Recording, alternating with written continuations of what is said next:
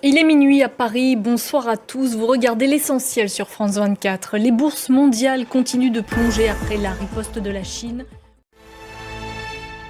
Wall Street a donc de nouveau terminé dans le rouge ce soir pour la deuxième journée consécutive.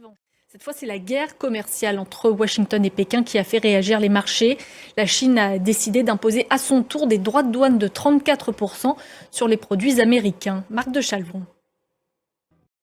La guerre commerciale touche donc aussi les Européens qui vont se voir imposer par les Américains des droits de douane de 20%. La bourse de Paris a dévissé de 4,26% ce vendredi, sa pire séance en plus de 3 ans. Pour de nombreux analystes, le ralentissement de l'économie est devenu une certitude. De nombreuses entreprises françaises vont être affectées. Olivier Poncelet. Au Proche-Orient, l'armée israélienne a lancé une nouvelle offensive terrestre à Choujaïa, un quartier de Gazaville. Bilan au moins 30 morts côté palestinien. Le Hamas a quant à lui prévenu que ces opérations israéliennes étaient extrêmement dangereuses pour les otages. Ethan Hadji. En Ukraine, un bombardement russe a fait au moins 16 morts ce vendredi et une cinquantaine de blessés dans le centre du pays. C'est l'une des frappes les plus meurtrières de ces dernières semaines. Moscou dit avoir visé un rassemblement de militaires ukrainiens. Ethan Hadji.